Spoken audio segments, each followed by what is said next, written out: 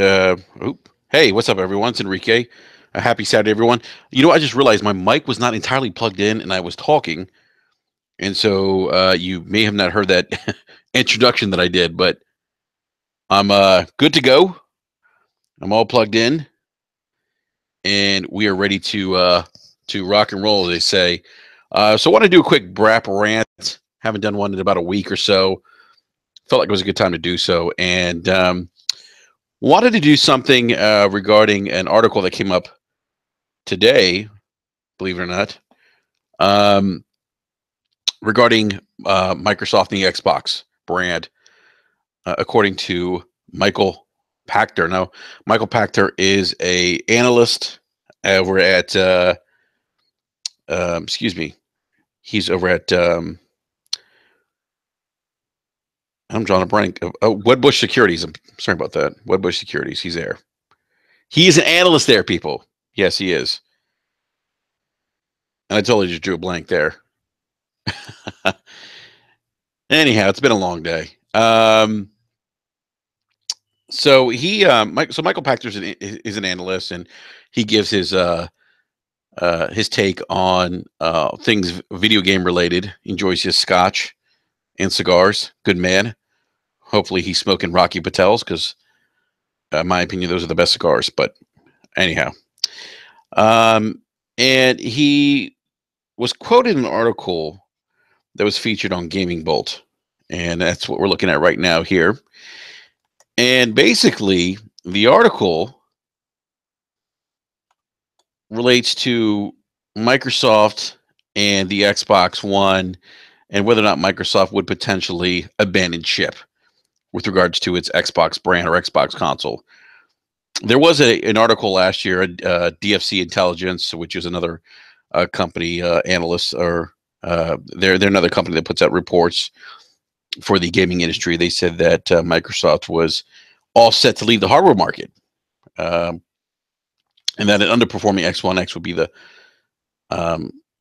well, they said they were ready to leave the hardware market, and Gaming Bolt was asking the question whether or not an underperforming Xbox One X would be the final blow to Microsoft's console. And I've always said this. I mean, I don't. Even if the Xbox One X didn't sell well, which I think it's probably going to have the same kind of impact that the PlayStation 4 Pro did. Excuse me, have a quick drink of my margarita here because it's Saturday.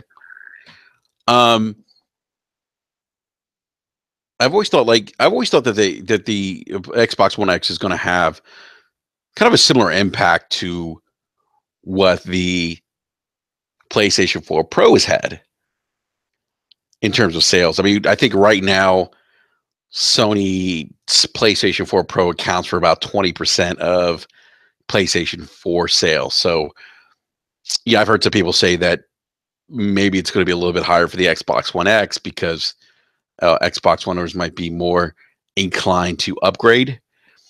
But we'll see. I mean, I'm going to say that it's probably going to have the same impact as the PlayStation 4 Pro in terms of sales. Now, that being said, Michael Pachter does not believe that the Xbox or that Microsoft's going to ban the Xbox. He just doesn't see that happening. Now, the running joke with Michael Pachter is that he tends to, whatever he says, the opposite happens. I don't know if that's always the case. Maybe it is. Maybe it isn't. I don't know. But it is kind of like the running joke with Michael Pachter. All things related to Michael Pachter. So, so Michael Pachter's article is like, no, absolutely not. Like, it's not going to happen. Like, Microsoft's not getting rid of their baby. And he says because the Xbox One is profitable, or the Xbox brand in general is profitable. And it is. It is. I mean, and, if you want to get the whole console wars things, I mean, whether you're number one or number two, even at number two, you can be profitable. And he actually brings up an interesting thing regarding warring or console warring. And he says, we're concerned about warring, about who's first and who is second. And he says, but that is like saying Pepsi doesn't sell as much as Coca-Cola, or doesn't sell as much cola as Coke does. Why not just shut down? Or Burger King doesn't sell as many hamburgers as McDonald's, so why not just shut down? They're both profitable. Who cares? The only people who care are fanboys, and that is so true because the fanboys are the only ones that are the only ones that really care about this. And he's right. Microsoft could be in second place next console gen and still turn a profit with the Xbox brand. They're turning a profit right now. They're making money. And at the end of the day, and I've always said this, as long as the Xbox division is profitable, Microsoft's happy. They're not, they're not. I mean, they could sell 40 million units worldwide, and so long as they're profitable, making money, that's all they care about, and that's it. Again, the only individuals that care about who's number one or two are fanboys, but we know this, and I agree with him. I mean, if Xbox is profitable, Microsoft is not leaving. And by the way, I know what the title says. Microsoft getting ready to. I know what I said earlier about, or my title is a little bit of clickbait, I should say. Microsoft getting rid of the Xbox division. Obviously, it's not getting rid of the Xbox division. It's just not going to happen. So, uh, but it's it. So HDK, the live chat says, I like Coke better. Yeah, I like Coke better too. Um, you know what's interesting? I wonder if there's soda wars. I wonder if individuals fight over who's got better soda. You know what I mean? Like, I wonder if there's like a forum where you go to where people argue about Pepsi versus Coke. Who's got the better label? You know, whose caramel consistency is better? Who uses real sugar? Who uses synthetic sugar? Which one's better? I wonder if those things happen. Probably not, but I digress. Anyhow, I'm going to go back to this article here. So, and by the way, this is the first time I've ever used screen share on Hangouts, and it's okay, I guess. Another question comes up though regarding the Xbox One X and its high price. Um, in the article, it says the Xbox One X high price is one thing, but there's also the weakness of its lineup. It has no mass market appealing exclusive that will induce people to pick up on it like Horizon or Zelda. Now, I can't say that people are picking up the PlayStation Pro. Maybe they are, but I don't think that's like. I don't say this. The Pro and the Xbox One X, they're interesting because they're the first time we've ever had console iterations, and I don't. People aren't running out in droves to buy them because they're not offering anything software wise that we can't play on a vanilla PS4 or vanilla Xbox One. They're not. They're enthusiast devices for people that want 4K experiences or what I would say like 4K experiences with HDR. With HDR is, by the way, to me, that's the biggest differentiator. By the way, no one, I don't really see a lot of people talking about HDR, but that's like the biggest differentiator, I think, more so than 4K. But that's probably for another podcast, and I'm sure probably people are thinking like, Enrique, you're crazy. It's like it's all about 4K. Well, yeah, it would be all about 4K, but we're not getting 4K necessarily. Well, not native at least. But that being said, I mean, even checkerboarding up to 4K still looks pretty badass. Anyhow, so they asked Michael Pachter in this interview whether or not, you know, this will be detrimental to its sales potential. And Michael Pachter does say, and I'll quote, I think it's something they should address. And he's talking about first party exclusives here. I just don't know if that's a priority to them. And I don't know if they have an internal studio that's on par with Sony's internal studios. So I don't know, he said. Horizon was Guerrilla, and those guys are really good. It's hard to come out with stuff like that. Unless Microsoft does something like buy Take-Two and develop GTA and Red Dead as exclusives, it would be hard for them to come up with something like that. So yes, they should do it. But whether or not they are able to, I don't know if they can. And that was Pachter's response to that question that Gaming Bolt asked him. And it's an interesting question. it's certainly a talking point that we've discussed a lot on this channel. Like, what's up with Microsoft's first party studios? Um, there was an interview with Aaron Greenberg and Electric Playground at E3, and I don't remember the gentleman's name who was interviewing Aaron Greenberg, but he did ask the question, and he said to Aaron, he said, "Hey, basically, I'm going to paraphrase here. This gentleman had been a OG X. He bought into the Xbox ecosystem early on with the original Xbox, and he basically said that can we, like with backwards compatibility and seeing Crimson Skies, it kind of reminded me of a time where Microsoft was really kind of they were really kind of taking the charge and developing new software, new content, new franchises, and they really were at the time. I mean, if you were an OG Xbox owner, even at 360, even at the early days of the Xbox 360, Microsoft was doing a lot to put newer content, exclusive content on their platforms, and they were very aggressive about it compared to what we see today. And I think that brings up a valid point. And look, I'm not trying to beat a dead horse or say that the Xbox console sucks or anything like that. But if you look at what they're doing from a first party perspective versus what Sony's doing, if there's any glaring weakness I think that Microsoft has right now, it's their first party. Yes, Halo's a good game, Gears is a good game, Forza's a great game. But what else have they been putting out really from a first party perspective? We know Crackdown 3 is coming. We know State of Decay 2 is coming. But other than that, I mean, they've been pretty pretty consistent in terms of pumping out the kinds of, the Halos, the Gears, the Forzas. I mean, that's kind of been their bread and butter. And I think that's interesting from a perspective of when you look at what Sony's doing. If you look at what Nintendo's doing too, I mean, I would even argue Nintendo still has the best first party.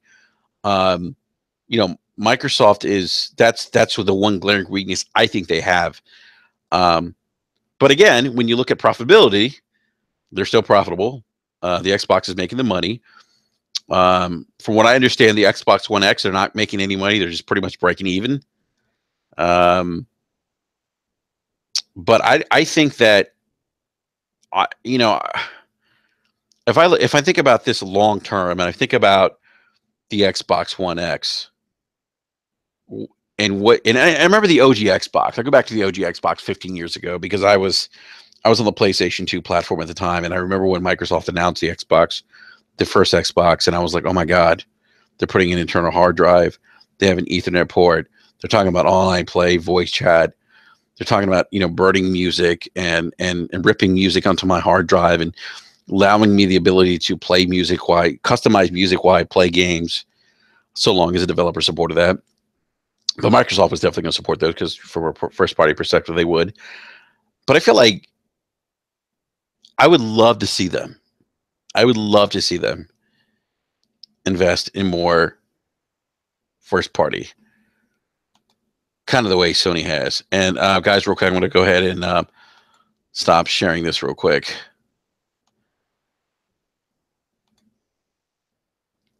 But I would love to see it. I would love to see it. I mean, so Anchor's big shout out to Anchorman. He's saying that they're getting ready to hop on Rainbow Six Siege. Yeah, but and so HGK says, I think they had to get their platform going and make a name for themselves. Absolutely, they did, and that's why they do it. But Sony doesn't have to make a name for themselves right now. You look at what Sony's doing. Sony doesn't have to make a name for themselves. Sony's been in this game since 1995. Sony has had arguably they've been very successful in the console business. They just have. If you look at what they've done with the PlayStation, coming in with the PlayStation 1, the PlayStation 2, even with the PlayStation 3 and the rocky launch that the PlayStation 3 had, they still ended up selling like 90 million consoles worldwide, right? They're at 60 million right now with the PlayStation 4. But that being said, I mean, Sony's still putting out like new IPs from a first party perspective. And they don't have to go out there and make a name for themselves, but they're still doing it. So Yeah, and HCK, I agree with you. Nintendo's IPs are strong as iron. But what's interesting is that I'll say this: the one thing that I took away from this article was that clearly the Xbox brand isn't going anywhere. It just isn't. As long as it's profitable, Microsoft's going to be happy. And I think the Xbox One X is probably going to have the same impact as the PlayStation 4 Pro. Not a knock against the Xbox One X because it is the most powerful console we've had. I mean, it's very impressive in terms of its um, hardware features. Um, I'm sorry. So HDK says, I honestly think more first party will be coming. Wish they would have started sooner, but you can't focus on three things: Xbox Live, first party, and do a good job in all three. You know what, HDK? I gotta respectfully, I gotta disagree with you. I disagree with you on that because they did that before. They did that. I was there in 2002. Bought an OG Xbox. They focused on Xbox Live. They had the box. That was the most powerful console at the time. And they focused on first party. And they did a hell of a job in all three. So they can do it again. And this goes back to my argument of hey, what's up, J Street? This goes back to the conversation that we had on this podcast many weeks ago, where we were debating whether or not Microsoft is actually whether or not they want to take the chance to invest in new IPs. And look, and this isn't a knock against Microsoft. I think I always say this: like, if you like, we had Inferno on the show this week, and Inferno from Four Guys with Quarters podcast, and and we had him, and I said, and we've there was a rant that I did about this many rants ago, where he understood where I was coming from with this. That the fact that I had been, an early adopter of Microsoft's Xbox brand, if you will. Again, HDK, I understand the bigger they are. So HDK says, but they're bigger. They get the harder it becomes. Or I guess you're saying the bigger they get, the harder it becomes. I don't agree with that. Look what Sony's doing. You have your competitor who's big, who's putting out new IP. And I just don't get the sense that Microsoft is willing to take the risk to develop new IP. I think that they are comfortable right now just being profitable, and that's okay. From a company standpoint, they're publicly traded. The Xbox One division's profitable. That's all they care about. That's fine.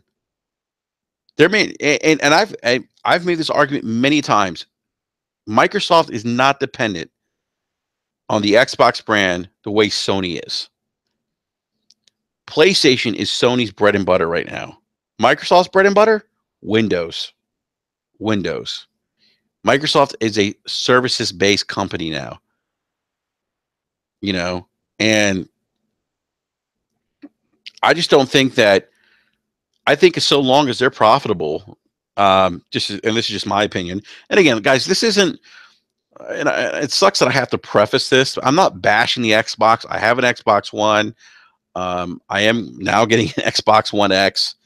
I don't think Microsoft is doing a bad job in terms of services-based features for the Xbox console. We're now getting a gifting, which I think is a great idea. They just came out with the Game Pass, which I think is a nice feature for those who aren't necessarily dropping a lot of money on content and want access at I think a very reasonable price. To access new content that maybe they haven't played. I think that from a service perspective, they're doing great. They're definitely doing better than Sony, I think. But I think that I think that's when I think about this article and what Michael Pachter said. I think it's very true. I think that if there's a deficiency, it's in the first party. Guys, give me just a sec. I'll be right back, and I hate to do this because I know we're broadcasting live, um, but I got to do something real quick. I'll be right back.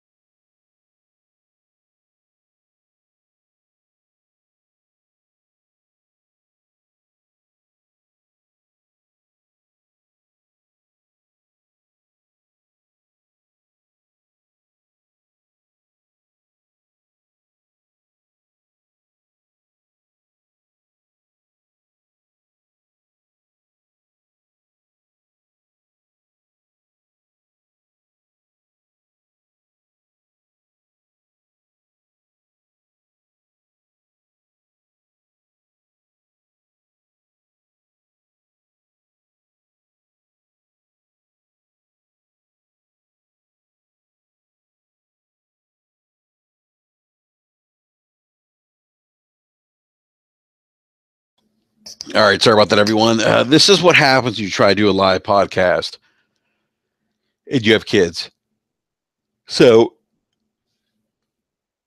I had to go get one of my kids real quick.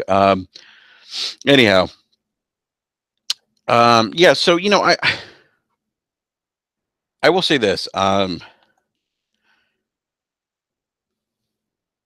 don't think the brand's not going anywhere.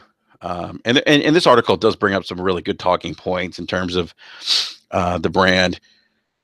And HCK, I totally agree with you. They do need first party to showcase the hardware, but I don't think they're going to. And by the way, J Street and Novinov says they both love Rise. Rise was a great game. I think, and I think Rise, I think the thing with Rise when it came out, I think it was kind of because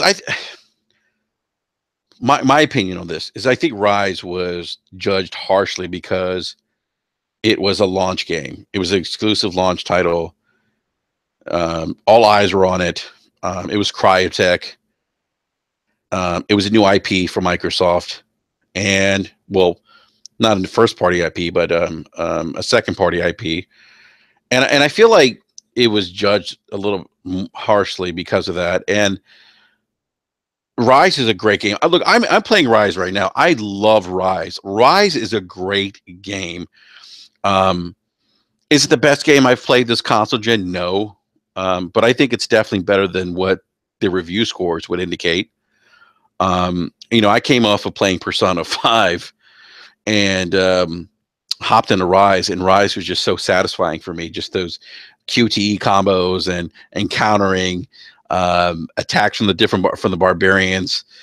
It's fun. It's fun for me. And again, to me, like if I'm having fun with the game, that's all that matters at the end of the day. Um,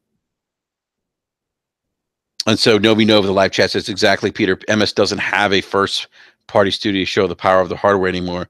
Forza is not taxing me, and that's true. I mean, if you want to have an honest criticism of the whole Forza thing, I mean, yeah, I mean Forza is running 1080p 60 frames a second, launching the Xbox One. I mean, it's not a very taxing game. The one advantage I think Sony's going to have, and I think when Sony launches the PlayStation 5, and we could argue, all day long whether or not first party content matters. I think it matters. It may not matter as much as it used to, but I think it's still a differentiator. And the first parties are really going to, historically, first parties are always going to showcase the power of your hardware. They're just going to. I mean, you look at Horizon Zero Dawn. I mean, that game looks amazing on the PlayStation, on the vanilla PlayStation. I mean, some of those screenshots that you take with the photo mode. I mean, it's just it's like what sorcery is behind this game, you know? Um, but back to my point with Rise. I mean, Rise was one of those games that I thought had a lot of potential. Still shows great for a launch title. I mean, here we are 4 years later. The game looks spectacular, I think.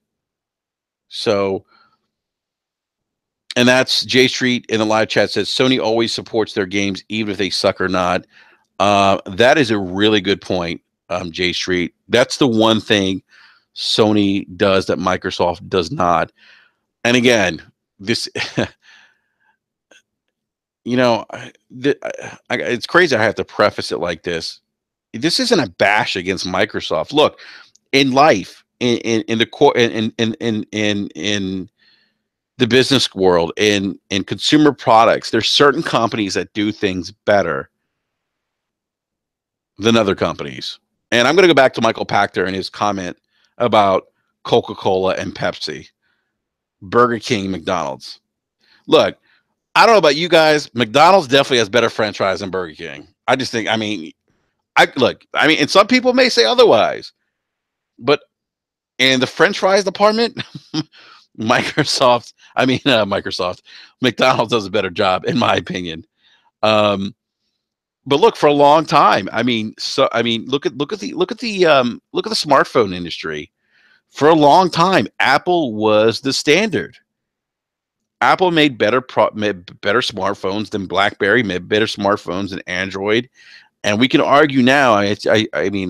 Some people would, you know, disagree with me on this. I know one gentleman, Mr. Warrior, would definitely disagree. Maybe he wouldn't. But Android, Samsung, makes a better phone, in my opinion, than Apple does right now. You know, and they have better features, and you know, you look at a lot of the reviews. Up until the Note 7 was actually the highest rated phone until the whole battery fiasco. But if you look at just the reviews and the feedback and what consumers are saying about these phones from Samsung, you know, they're pretty much the last, 2 or 3 years have been better than Apple phones. And so, look, I mean, this isn't a console wars thing, but sometimes there's companies that just do things better than other companies. And that's just the world we live in. Microsoft is doing a better job at services. Sony's doing a better job at first-party content. You know, and there's nothing wrong saying that. And so I hate that I have to preface this, but, you know, when I see people, when I see people who own an Xbox and they defend everything Microsoft does, and it's not just the Xbox folks, it's PlayStation people too.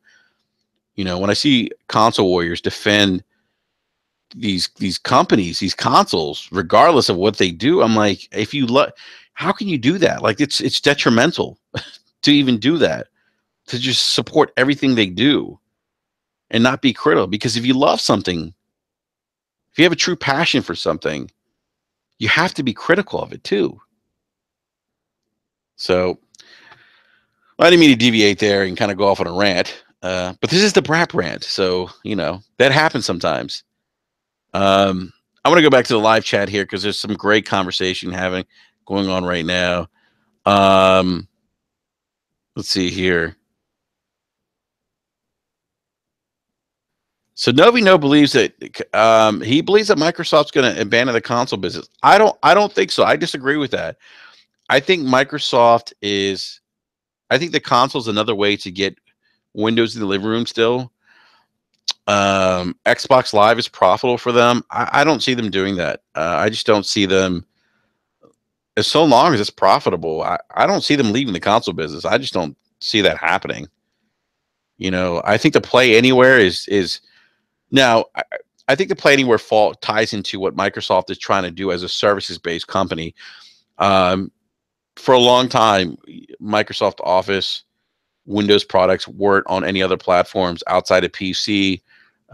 You can find those now on Mac. You know, things like Excel, Microsoft Word.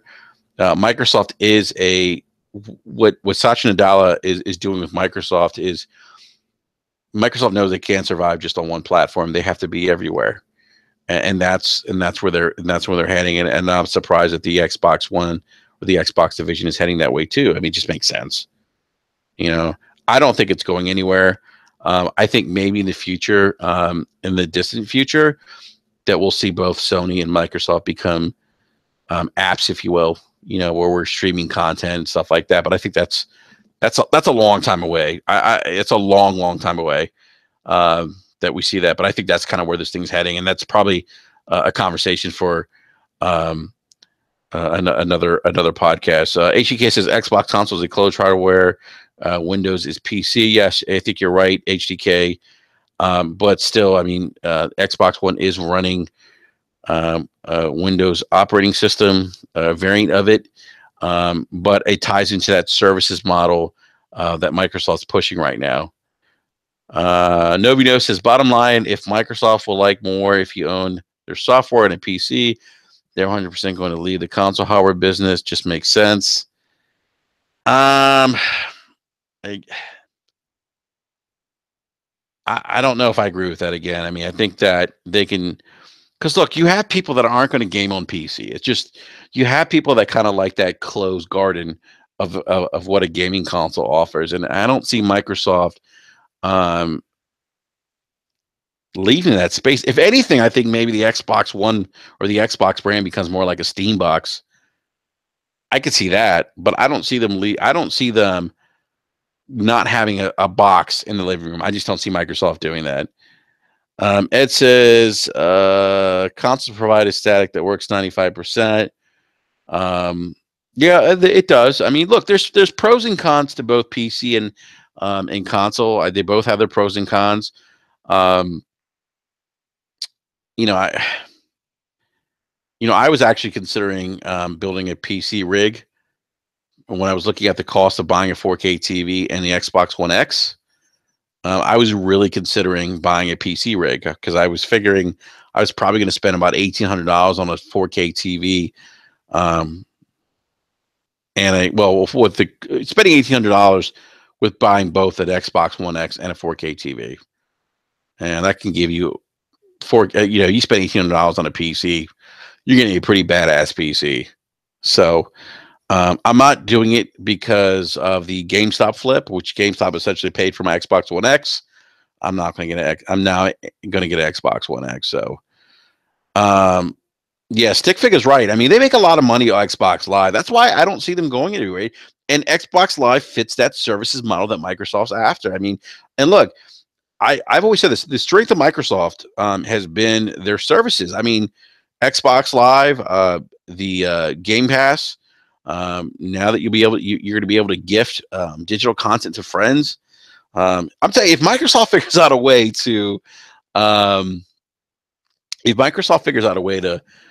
do digital trade-ins, I mean, holy shit, that would be huge. I might put GameStop out of business. Let's see here. Their hardware sucks. Muhammad Rafi says their hardware sucks ass, but their games are amazing. Who are you referring to, Muhammad? I'm not sure you're referring to PC or PlayStation, Xbox. But I would never refer to any hardware or any platform sucking ass. That's not in my vocabulary. J Street says Xbox should be making Alan Wake 2. I agree. That's not going to happen, though. A Sunset Overdrive 2, I would agree with that. That's not going to happen. Quantum Break 2, I would agree with that. That's not going to happen. It's just not. And it's a shame. I mean, when Sunset Overdrive came out and Microsoft announced that this game was going to be a console exclusive. I mean, I was taken back. I mean, that was huge. I mean, that was huge for them. I mean, if you think about having having that title.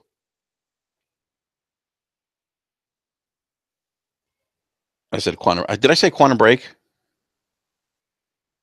Well, Sunset Overdrive. I'm sorry, Sunset Overdrive. Having Sunset Overdrive, having that game, an Insomniac game. Insomniac Games up until that point pretty much made content for the PlayStation brand, and it was disappointing that the game didn't sell well. I mean, it's probably one of the best exclusives on the Xbox One console right now. If you haven't played it, do yourself a favor and play it. It's fucking amazing. It's amazing. So, but you know what, J Street? I just think, unfortunately, we're not going to see those games. I would love to. I think Microsoft, if it was me, just fucking bite the bullet, give the fans what they want, and just give them sequels. and you'll build loyalty that way. Sony does it, and Sony builds loyalty from gamers in that fashion. I mean, fucking Knack is getting a sequel. How does that happen? Knack wasn't a very good game, in my opinion. Let's see. I guess Muhammad was talking. Were you talking about Nintendo? Quantum Break.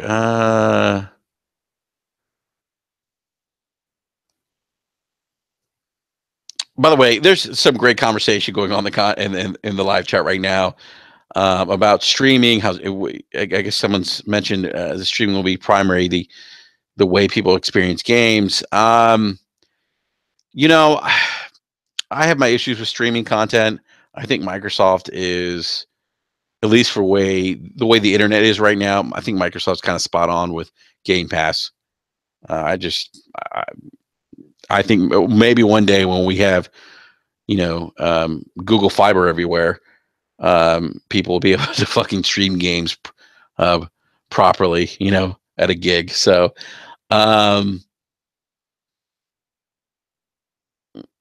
yeah, HEK, great point. Digital lending is what I wish for. Eric and I had this conversation earlier that where why not lend a game to a friend or something. I mean, if they could do that, that's huge. I think that's huge. I actually would think that's a better deal to me than gifting a digital game purchase. But maybe that's in the future. I mean, that's possible. I mean, I think if anyone announces it first, it's probably Microsoft.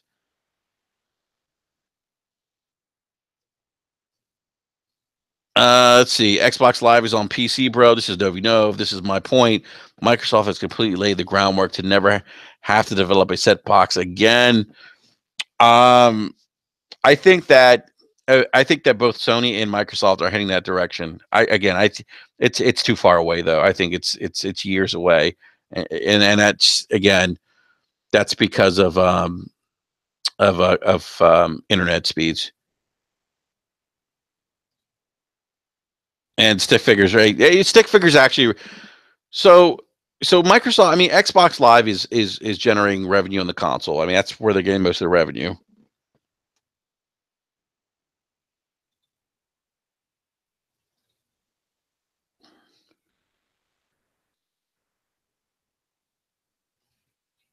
Yeah, and so Abshadana, and I don't know if I'm pronouncing OBJ. I'm going to call you OBJ for short. OBJ says Microsoft needs to generate a defining IP like Gears, Halo, Forza.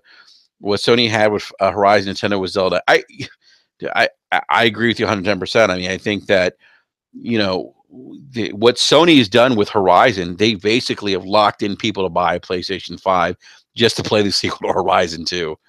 I mean, that's what they've done. I mean, look, people bought 360s by the droves to play Halo 3. I mean, and then look at Gears. I mean, so all right, guys, I'm just going through a lot of the conversation in the live chat here.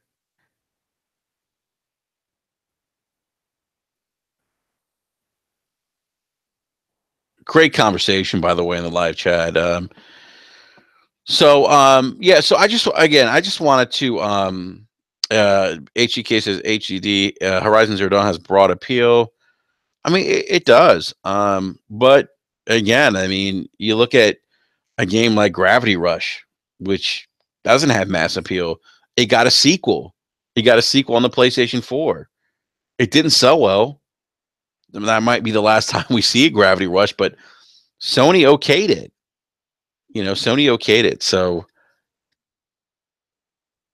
Novi Nov says the Windows in the living room initiative from 2001. I don't think that they are in that landscape anymore. I think they just want to make 60 plus million Xbox owners, PC owners, Windows 10. Again, I don't agree with that because not everybody wants to be a PC owner.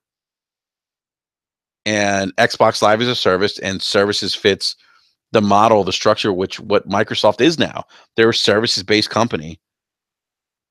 Microsoft, look, I would say that Microsoft under Steve Ballmer and um, under Steve Ballmer, I mean, missed the boat. They missed the ship. I mean, Steve Ballmer, I'll never forget. He laughed at um, the iPhone, saying that nobody would want it. It doesn't even have a keyboard, and he was so short sighted. And Microsoft missed out on a tremendous opportunity. And they are a services based company on multiple devices.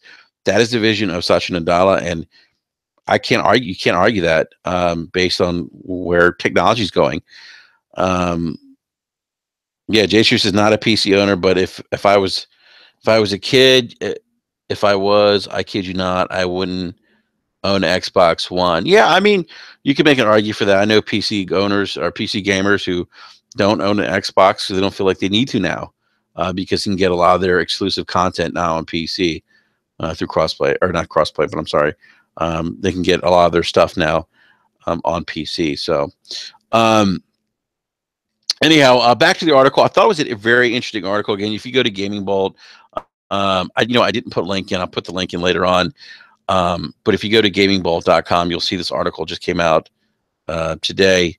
And again, I thought it was a really interesting article regarding where Microsoft stands with the Xbox One. Well, actually, really where Michael Pachter thinks Microsoft stands with the Xbox One. He doesn't believe they're going anywhere because they're profitable. And I agree with 110. I agree 110% with Michael Pachter. I don't think Microsoft is going to be getting rid of the Xbox brand anytime soon. It's profitable for them. And if they're number two, this is what people forget. They're number two. As long as they're making money, they're good. They're good. So, um, again, everyone, big shout out to everyone in the live chat, by the way. Great conversation going on. I really appreciate it. And sorry about the little break I had to take. Like I said, it's hard, man. It's hard when you have 3 kids, you're married, and the kids are running around, your wife's screaming at you, and you're trying to broadcast live. I don't recommend that anyone does that, by the way. It's hard, but um, it happens. It's all good. It's all good. So, um, everyone in the live chat, again, thank you, HDK. Hey, we gotta get on some Ghost Recon tonight, man, or maybe some Diablo 3. Um, I'll be on probably about an hour or so on Xbox Live. And hey, if you guys want to add me on Xbox Live, um, let's see here. Enrique, you dodged a bullet. Ed said this. I don't know, Ed. What do you mean I dodged a bullet? I don't know what you mean by that. Referring to, I don't know. Let's see if he replies in the chat because I'm interested in knowing now.